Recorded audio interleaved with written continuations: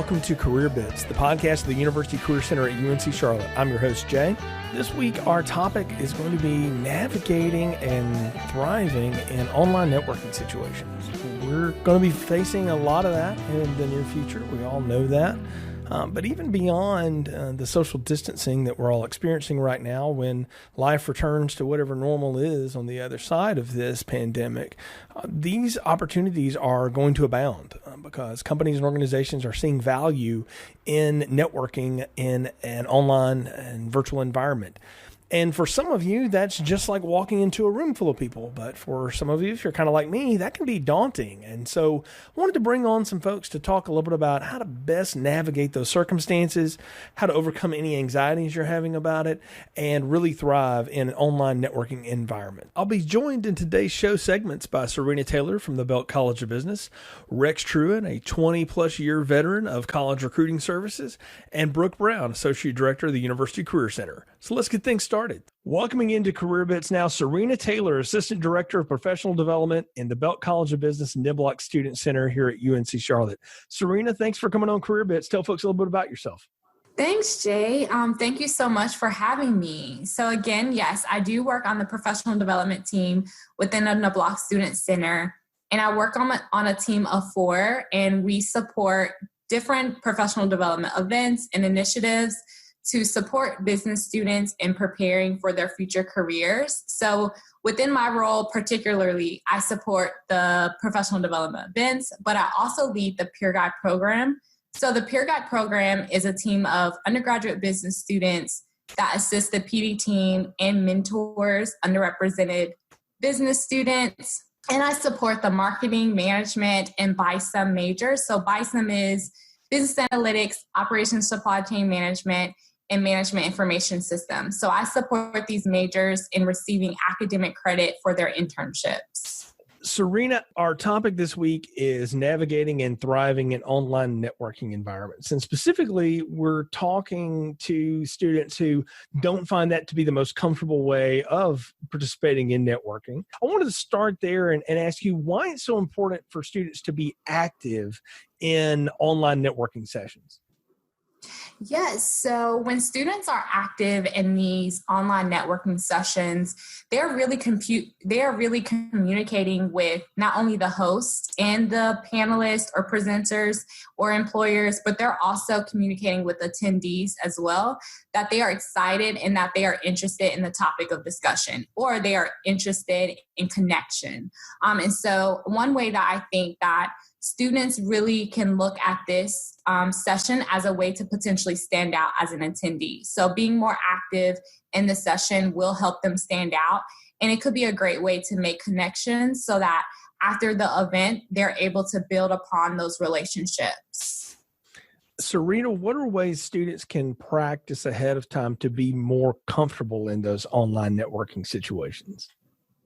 Yes. So I think if this is something they have done for the first time, there could be like a lot of, uncomfortability with networking online in this way. I recommend really going back and attending other online events before attending this networking event. So if you are attending several events prior to this online networking event, it could potentially allow you to be a little bit more comfortable with this event. And so I do recommend students to take advantage of all the online opportunities that are going to be coming about in the fall semester. And another way I think is a great way to become more, comfortable with networking in this way is to potentially try to host their own online networking event. And so this can be done with friends or with peers or other people within their community. And they can utilize this session as a way to practice their elevator speeches and really submitting different questions in the chat and really observing with their peers of how they are connecting with each other. So this is more like a mock online networking event, but it really can allow students to identify how they plan to show up. So when they are in that online networking session, they're not feeling as uncomfortable because they've done it before. Serena, can you tell me what the Niblock Student Center is offering in terms of ways students can engage in activities like this to practice? We are hosting some fall events that are geared towards like virtual networking, and we're going to have lunch and learns where students can engage with employers or engage with alumni through these sessions.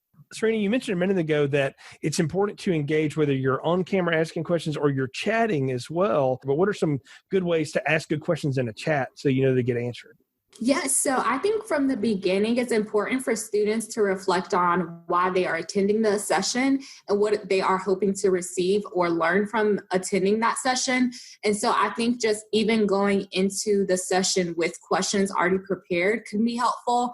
However, I also have seen that hosts of these online networking events, sometimes at the beginning, they will actually talk to the students and say how they can participate in the chat, or the presenters may actually ask questions throughout the session.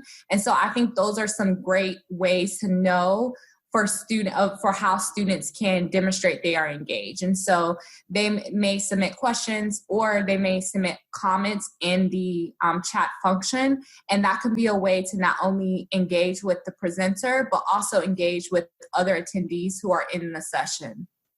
What should students do after an event ends to follow up? Because traditionally, if you go to an info session, we say, connect with people on LinkedIn or send them an email. But is it any different in the virtual sessions?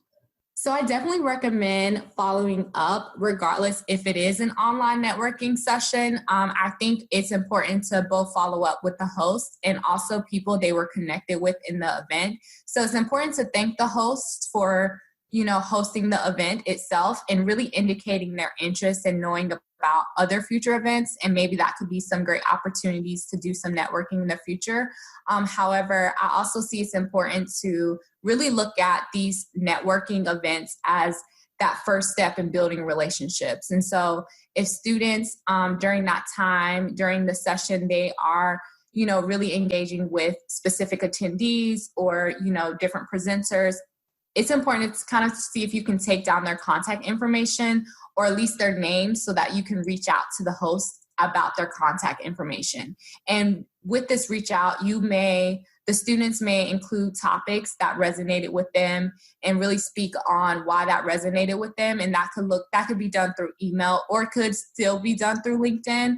And they could request a meeting after the event. And so it may look a little bit differently than if it was in an in-person event or a networking or a career fair or so, but this can be still done. It would just be a little bit differently. Serena, how can business students connect with you and the Niblock Center and find out more about all the things that you all are doing? Yes, so I definitely recommend, if business students are not aware of already, we do have an event calendar and it can be found at belkcollege.uncc.edu/student events. And on that calendar, it outlines all of the upcoming events and sessions and networking events that we have coming up for the fall semester. And if you are interested in connecting with me, my email address is stayl121@uncc.edu, and I am also on LinkedIn as well. Happy to welcome into Career Bits now longtime friend and colleague of mine, Rex Trewin, with 20 plus years of experience in the college recruiting space. Rex is now the owner and operator of RECS, Rex's Employment Consulting Services. But Rex, you've worked around college recruiting offices and in career centers for a number of years, just like me, and you're certainly no stranger to this digital networking realm we find ourselves in now. No, not at all. And Jay, I'd do anything for you. You know that. So glad to be here. What are some good strategies you've seen people employ to make sure that they are actively participating in Zoom calls and WebEx meetings and things like that? Well, and keep in mind, this is all new to everybody. So it's not just from the students' perspective, but from the employers as well. They're kind of creating this as we go along. So keeping that in mind, be patient. Take your time. This is all new for everybody. So there's going to be sometimes when things are going to be a little befuddled. And so, but I just understand that's going to be part of the process. But then also make sure you're focused. Whenever you're doing anything, don't you're not going to have the time to really go out after, throw the net out there and see what it all gathers this time. You're going to have to be very focused because you're going to have a limited amount of time with each of these recruiters or each of these companies from a student's perspective. But from an employer's perspective, you can't do the same thing. You have to know which students and which programs you want to really target so that you're not, that you make the best of your time as well. So everybody's going to have to deal with being just a little bit patient. So what's it like, though, because you work with a lot of employers as well, what's it like on their end to be engaging in these processes and things like that? Scaring them half to death. because they're so used to being able to throw that net and talk to everyone and then kind of weed it through. But they're not going to be able to do it this time. They're not going to have that full schedule with alternates and things like that back on campus. They're going to have to be very focused with who they want to talk to. So what that means for the students, being focused with them, you have to make sure your skill sets are very specifically geared towards that job, to that company. So make sure I know in the past people have said, make sure you always write your resume or write your resume to the job. In this case, you really have to, because they're going to be looking for those key sets and make sure there's a match. If there's not a match, they're not going to go on, they're not going to move on because they have to be focused. And that's going to be the term you're going to probably hear a lot this year is be focused. So when students are engaging with employers in an online networking session, whether it's an open forum or an info session, or maybe a little more formal presentation and things like that, what are specific things students need to do to make themselves memorable as part of that experience? Sure. Some of the things they need to do is just, again, be patient. Take turns. I mean, there's a courtesy with these things. Use the settings. If you're on a Zoom call and you have a question, go to the chat and post your question. But also make sure when you post your question that it's not the same question that a bunch of other people have already posted, or maybe just reword it differently. That's going to be a little bit of a waste of time, and you're not going to become memorable that way. But by being memorable, you want to be able to ask a question that's going to be pertinent to the conversation at hand, but also something different and not repeating just what everybody else has said, just so you could throw something in the hat, say you said something.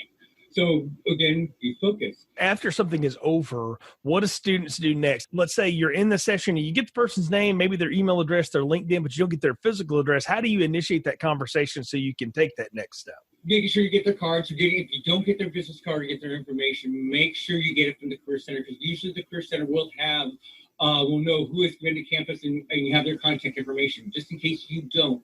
But if that has failed, always the biggest thing is use your alums. This is going to be one of the biggest things you're going to have to do. That the companies know they're going to have to leverage a lot from their side. All the alums that they have from each of the schools that they partner with. Some years you can usually get by with just a handful, maybe some real go-getter alums. This year it's going to be all hands on deck. You have to have every alum out there available to answer questions from the students, because there'll be a lot of questions from students. So knowing who those alums are to go to ask those questions and maybe help them navigate the company as a whole, because there might be some difficulties and challenges because each company is set up a little differently.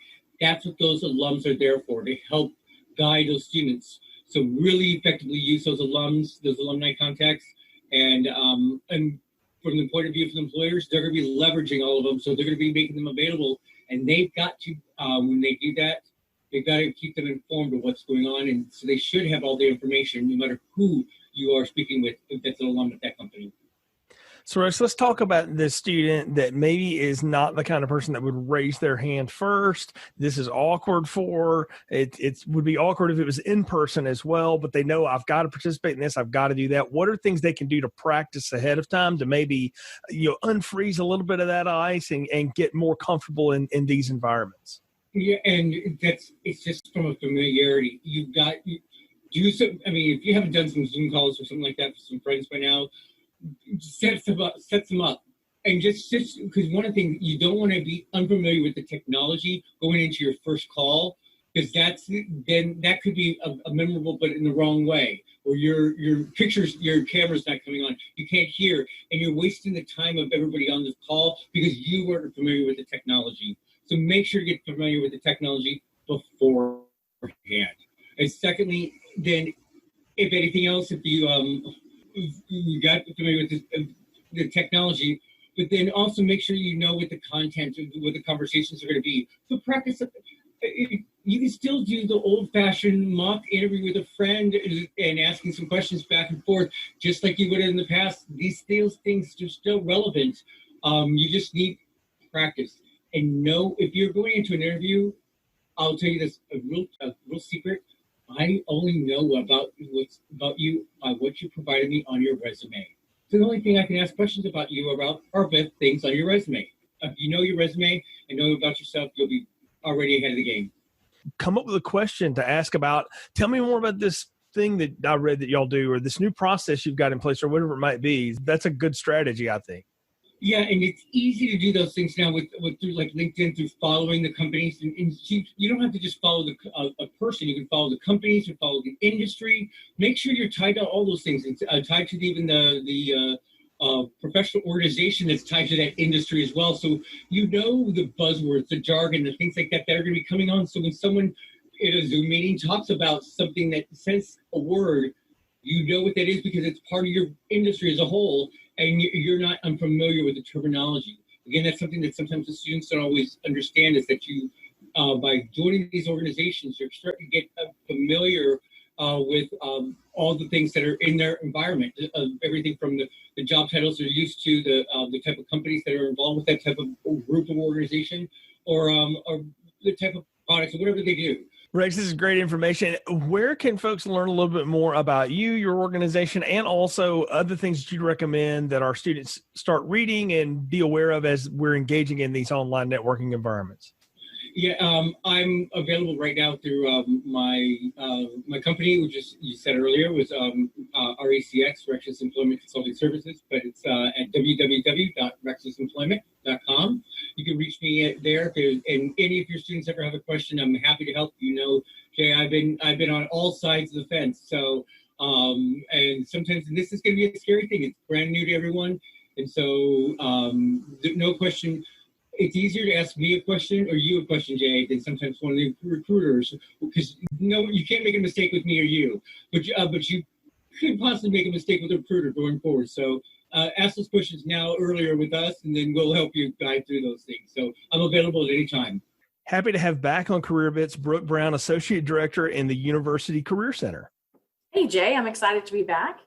Yeah, this is it's going to be fun times starting up for us in the Career Centers. We got a lot of events planning, and like we've talked about on this episode, it's going to be a lot of virtual networking events, and that's a world we're in now and going to be in for some time. And so I want to get your perspective, though, as the person that organizes and leads the team that puts together a lot of our big networking events, what that's like for employers to participate in that arena as well, and then what they look for in terms of participants. Absolutely. Yeah, it does feel like a whole new world. And I think it's a new world that's going to stick around for a while. I think a lot of us are finding that that doing events virtually is, really accessible, really cost effective. So I think we're going to have employers who will want to participate in virtual events going forward. Yeah, so we're definitely finding employers are really looking for different ways to engage with candidates now that they know that they can't just show up at a career fair in person and they can't show up in the classroom or to an info session. So they're really looking for ways to participate in or even create virtual events to be able to connect to candidates. Knowing that, what are some of the best strategies for students in terms of preparation? Because you can read a website, you can read a job description, but how do you really prep yourself to jump in a Zoom room and ask questions? Yeah, that's a great question. And I know for me as an introvert, and Jay, I know you're also an introvert, I think networking can present some additional challenges for those of us who aren't just naturally, happy to talk to strangers. So I think the preparation piece is important. I think it's important to do some research on not only the companies or organizations that are going to be at an event, but you also may be able to do a little research even on the individual recruiters that will be at the event. LinkedIn is a great source for doing that, and being able to see, is the recruiter also from UNC Charlotte? Are they, from New York? If you can find little pieces of information that can make it easier to start that conversation, But if we think of it like relationship building or connecting with people, that maybe can feel a little bit more comfortable. And probably one of the biggest tips that I can share is that employers and recruiters, they want to talk to you more than anything. Even just kind of the smallest start to the conversation is something that I think you're going to find recruiters, professionals in the field are going to jump on, and they're really going to enjoy having that conversation and being able to meet with you. You just have to kind of, go into the room or start that conversation or say hello, so you can start the conversation. So what are things I can do with the career coaches that might help me prepare? We do mock interviews, which is probably a service that maybe many students kind of know exists. And I think even participating in a mock interview and being able to answer some of those really basic questions that we think you not only get in an interview, but you're going to get in an event. So kind of that, hey, tell me about yourself, or what brings you to the event today? What kind of opportunities are you looking for? And I always feel much more confident going into an interview, an event, a career fair, if I've got a few things kind of set. If I know how I'm going to answer that first question, that first, like, hey, who are you? Tell me about where you're from. If I know that I've got a good answer to a couple of the questions I think that they'll ask me, I know I feel much more confident. I also recommend that students prepare some small talk. Now, introverts kind of hate small talk. I hate small talk, but it's a part of life. And so, coming up with a couple of things that that you can talk about to start the conversation. And those are the kind of things that I would say you could practice with a career coach in kind of a mock interview, but go into it letting the coach know, hey, I want to practice some questions and types of interactions that I might have going into a virtual event. So we'll have meetups about preparing for virtual fairs and events, and that's a great way to get content. I would also say looking for meetups, especially ones where industry professionals are being involved in, that could be a good way to go into that meetup and give it a try. Go into the meetup, and before it starts, maybe turn on your camera and jump in and introduce yourself to the industry professional who's there. And that gives you a little bit of practice in kind of a safer space. We can say, too, that chat function gets used a good bit in meetups. I know some of the ones I've facilitated that employers like it if you'll put chat questions in, and then they can read them off and answer them, too. So if you're not as comfortable maybe throwing the camera on and talking, maybe type that first question out, get that answer back, and then respond verbally to it if you can. Mm-hmm. Yeah. Another thing that introverts oftentimes can be very good at is the follow-up. And so I'll definitely, recommend that as well. Maybe you only feel comfortable throwing one question into the chat, but a great idea could be after that session to send the recruiter or professional an email and letting them know, hey, thank you for being a part of that meetup, or thank you for being at the event. It was really, helpful for me to hear your perspective on, behavioral interviewing. And, I'll be connecting with you on LinkedIn. So just kind of some good email follow-up. What is the best way for me as a student to find out about all the events that the Career Center's got coming up, and then how to prepare for them? Yeah, absolutely. So online on the Career Center's page, we do have an events calendar, and that's a great way to see the variety of events we have coming up. That could be meetups, that could be employer-sponsored events. That, of course, is our career fairs. We'll have some networking events coming up. So we've got a calendar on our main webpage. You also can go to career.uncc.edu/events. And that is a page that just shows a big long list of all the events that are coming up. And that's a great way to kind of get an overview of what's being offered. I'll certainly put in a nice plug for our October 8th and 9th, our 2-day virtual event. And the link for that is career.uncc.edu/fall fair. And that's the way to get information on all of the employers and graduate programs that are participating in the event. We're also going to be putting up a lot of information on how to work a virtual career fair. A lot of employers, a lot of students are, have this question, like, what is a virtual career fair? And I get it, because I was asking the same thing about 2 months ago. But now that we've kind of figured out what that looks like, we'll be putting up some videos for students to be able to kind of check it out and see what it's like, kind of get ready with what they're going to say. And also we'll be having some meetups the week or so before the event to give the students a chance to kind of talk with a career coach about how the event looks and get questions answered.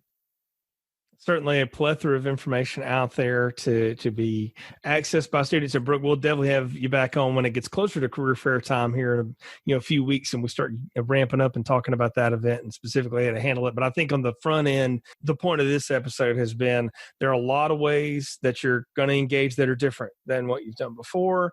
We're here to help you, provide you a lot of practice. The best way to really learn how to network online is to start networking online. Hop into a few of these things, do some virtual appointments with a coach, and just get used to having a camera and not having a physical person, 4 feet from you necessarily, and being able to operate in that environment. And that's something we can help people work through. I know it's new for me. It's new for you. It's new for the employers. I think that's the thing I'd leave everybody with, is that this is new for all of us. So we're all going to learn it together.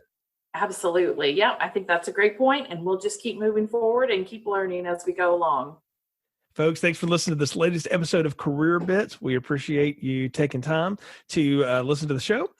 Please tune in again next week for another bit of content from around our community. And remember, you can always engage with the Career Center on social media at Niner Careers, and follow the happenings of the Career Center on our website, career.uncc.edu.